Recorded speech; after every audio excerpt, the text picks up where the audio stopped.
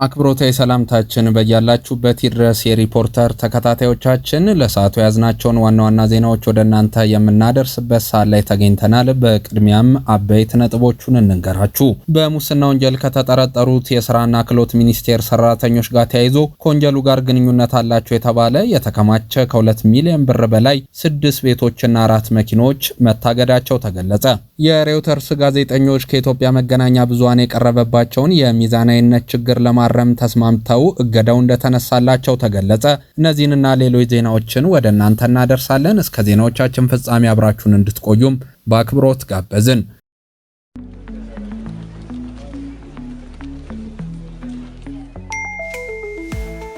ለሰራተኞች ደሞዝና ተጨማሪ ክፍያዎችን ለመፈጸም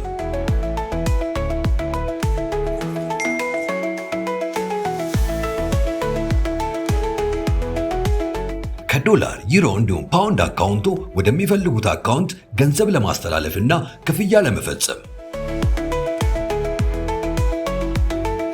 የረጅም ጊዜ የባንክ ስቴትመንቶችን በቀላሉ ለማግኘት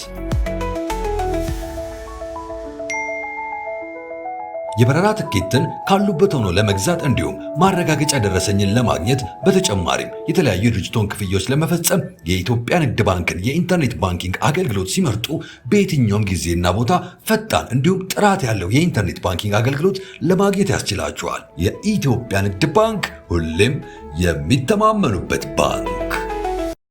በሙስና ወንጀል ከተጠረጠሩት የሥራና ክህሎት ሚኒስቴር ሰራተኞች ጋር ተያይዞ ከወንጀሉ ጋር ግንኙነት አላቸው የተባለ የተከማቸ ከ200 ሚሊዮን ብር በላይ 6 ቤቶችና 4 መኪኖች መታገዳቸው ተገለጸ። በሙስና ወንጀል በተጠረጠሩ የሥራና ክህሎት ሚኒስቴር ኃላፊዎችና ሰራተኞች ላይ ለፖሊስ የምርመራ ጊዜም ተፈቅዷል። በሙስና ወንጀል ተጠርጥረው በቁጥጥር ስር የዋሉት የሥራና ክህሎት ሚኒስቴር ኃላፊዎችና ሰራተኞች ላይ ፖሊስ የጠየቀውን የ14 ቀን ተጨማሪ የምርመራ ጊዜ መነሻ በማድረግ ፍርድ ቤት የ11 ቀን ቀጠሮ እንዲሰጠው ወስኗል። የፌዴራል ፖሊስ በሥራና ክህሎት ሚኒስቴር የሥራ ገበያ መረጃ ክፍል ኃላፊ አቶ ብርሃኑ አለቃና የውጭ ሀገር ስራ ማሰማራትና ፍቃድ አሰጣጥ ስራ አስፈጻሚ አቶ ኤርሚያስ ተክሉን ጨምሮ 18 ሰዎችን በቁጥጥር ስር አውሎ ምርመራ እያካሄደ ሲሆን ከተጠርጣሪዎቹ መካከል 8ቱ በስራና ክህሎት ሚኒስቴር በኃላፊነትና በባለሙያነት የሚሰሩ ሲሆን 2ቱ የስራ አገናኝ ኤጀንሲ ኃላፊዎችና ቀሪዎቹ ደግሞ ደላሎች መሆናቸውን ፖሊስ ጠቅሷል። ተጠርጣሪዎቹ በሙስና በስልጣንና ለአግባብ መገልገል በሐሰተኛ ሰነዶች ዝግጅትና ከውጭ ሀገር ስራ ማሰማራት ጋር ሂደት በተያዙ ህገወጥ ድርጊቶች መከሰሳቸውን የፖሊስ የምርመራ መዝገብ ያመለክታል። ተጠርጣሪዎቹ የኢንተርኔት ሲስተም እንዳይሰራ በማድረግ ከኤጀንሲዎችና ከግለሰቦች ጋር በገንዘብ በመደራደር አገልግሎት እንዲያገኙ ማድረጋቸውን በፖሊስ መዝገብ ተካቷል። በተጨማሪም ከስራ አገናኝ ኤጀንሲዎች ጋር በገንዘብ በመደራደር ፍቃድ መስጠት፣ ጥፋት የሌለባቸውን ኤጀንሲዎች በማገድና በኋላም 10 ሚሊዮን ብር በመቀበል እግዱ እንዲነሳላቸው ማድረጋቸው ተጠቅሷል። በተጨማሪም ወደ ውጭ ሀገር ለሚሄዱ ዜጎች የብቃት ምዘና ወይም ሲኦሲ ፈተና ሲወስዱና ተገቢውን ስልጠና ሳያገኙ እንደወጡ በማስመሰል እስከ 25000 ብር በመቀበል በቀን 100 ሐሰተኛ የሲኦሲ ሰነድ ኪዩአር ኮድና የሰራተኞች ውል በማዘጋጀት በ6 ወር ውስጥ ከ30000 በላይ ዜጎችን ወደ ውጭ ሀገር መላካቸውን ፖሊስ አብራርቷል። እስካሁን ባለው የምርመራ ሂደት በሁለት ሐሰተኛ የባንክ ሂሳቦች የተከማቸ ከ2 ሚሊዮን ብር በላይ 6 ቤቶችና 4 መኪኖች ከወንጀሉ ጋር ግንኙነት አላቸው በሚል መታገዳቸውን የምርመራ መዝገቡ ያስረዳል። ነሐሴ 18 ቀን 2018 ዓ.ም ፍርድ ቤት የቀረቡት አቶ ብርሃኑ አለቃ፣ አቶ ኤርሚያስ ተክሉ፣ ነቢል አንዋር፣ ማቲያስ ማሙዬ፣ ቢኒያም ሙሰማና ይክራም አማንን ጨምሮ በሌሎች ተጠርጣሪዎች ላይ ገና የሚቀበሏቸው የሰው ምስክሮች፣ ያልተሰሩ የአሰራርና የሲስተም ኦዲቶች በመኖራቸው ፖሊስ ተጨማሪ የ14 ቀን የምርመራ ጊዜን ጠይቋል። ፍርድ ቤቱ የፖሊስን መዝገብ መርምሮ ብይን ለመስጠት ትናንት በነበረው ቀጠሮ ከነሐሴ 18 ቀን ጀምሮ የሚቆጠር የ11 ቀን ተጨማሪ የምርመራ ጊዜ ፈቅዷል ሲል የሸገር ሬዲዮ ዘገባ አመላክቷል። የሬውተርስ ጋዜጠኞች ከኢትዮጵያ መገናኛ ብዙሃን የቀረበባቸውን የሚዛናዊነት ችግር ለማረም ተስማምተው እገዳው እንደተነሳላቸው ተገለጸ። የኢትዮጵያ መገናኛ ብዙሃን ባለስልጣን ከሬውተርስ በኢትዮጵያ ላለፉት 6 ወራት እገዳ ጥሎባቸው የነበሩ 3 የተቋሙ ቋሚ የዜና ወኪሎችን የዘገባ ፍቃድ ማደሱንም አስታውቋል።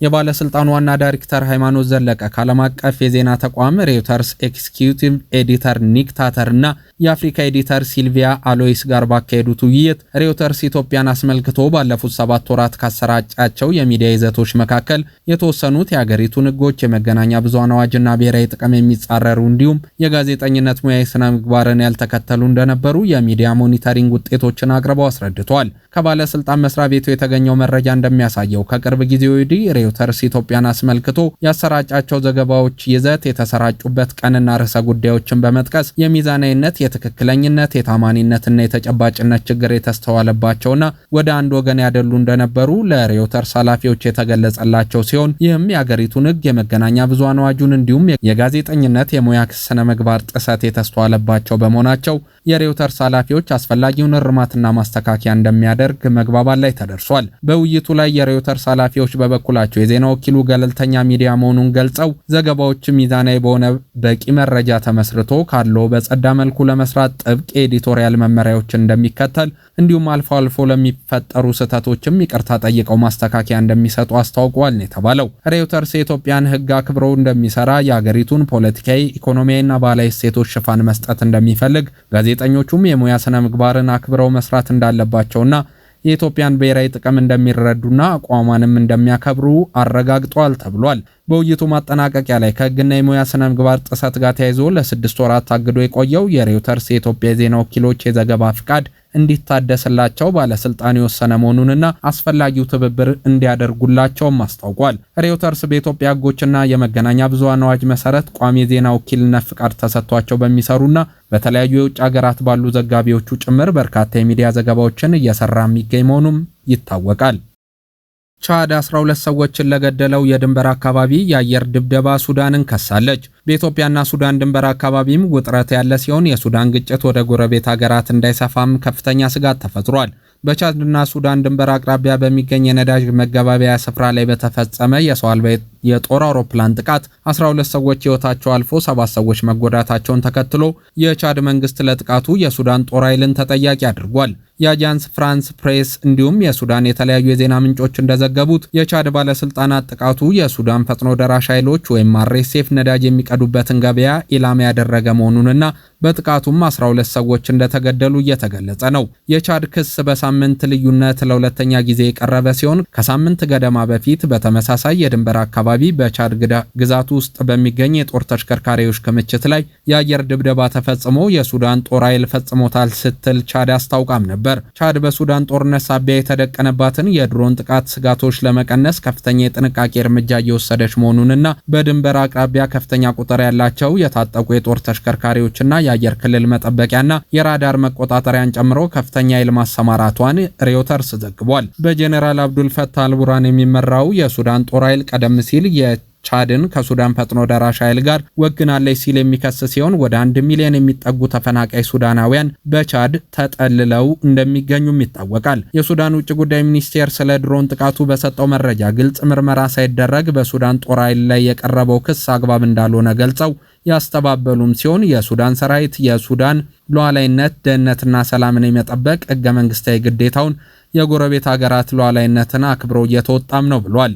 የሱዳን የውጭ ጉዳይ ሚኒስቴር ይልቁንም ዓለም አቀፉ ማህበረሰብ ከኢትዮጵያ በኩል የሚፈጸሙ የድንበር ተሻጋሪ ድሮን ጥቃቶችን ችላ ብሏል ሲል የወቀሰ ሲሆን በዚህ ሳምንት ሱዳን በሰሜን ምስራቅ ብሉ ናይል ግዛት ውስጥ ከኢትዮጵያ አቅጣጫ የመጣን ድሮን መጣሏንና በሳምንት 3 ተመሳሳይ የድሮን ጥቃት ሙከራ ተደርጓልም ብሏል። በኢትዮጵያ በኩልም እስካሁን ይፋዊ መረጃ ባይወጣም በሰሜን ምዕራብ የኢትዮጵያ ድንበር አካባቢ ከሱዳን ወደ ኢትዮጵያ ድንበር የገባ የድሮን እንቅስቃሴ እርምጃ እንደተወሰደበት እየተገለጸ ነው። የሱዳን መንግስት ቻድና ኢትዮጵያን ለፈጥኖ ደራሽ ኃይሉ የሎጂስቲክስና የጦር መሳሪያ ድጋፍ ያመቻቻሉ በሚል ክስ የሚያቀርብ ቢሆንም ሁለቱ መንግስታት በሱዳን ጉዳይ ጣልቃ እንዳልገቡ በመግለጽ ክሱን እያስተባበሉም ነው። የሱዳን የእርስ በርስ ጦርነት ከሀገር ውስጥ ግጭት አልፎ ቀጠና የደህንነት ስጋት እየሆነ መምጣቱ በግልጽ እየታየ ስለመሆኑ እየተጠቆመም ሲሆን በሁለቱም የሱዳን ተፋላሚ ወገኖችና በድንበር አካባቢዎች የድሮን ቴክኖሎጂ በስፋት ጥቅም ላይ መዋሉ ግጭቱን ቀጠናዊና የአየር ጥቃት የበዛበት እንዲሆን በማድረጉ ያልተጠበቀ አደጋ እየሆነ ነው ተብሏል። ውድ የሪፖርተር ተከታታዮች ለሰዓቱ ያዝናቸው ዜናዎች እነዚህን ይመስሉ ነበር። ሪፖርተርን ላይክ፣ ሼር እና ሰብስክራይብ በማድረግ ወዳጅ እንድትሆኑ በአክብሮት እንጠይቃለን። ሰናይ ጊዜ ተመኘን።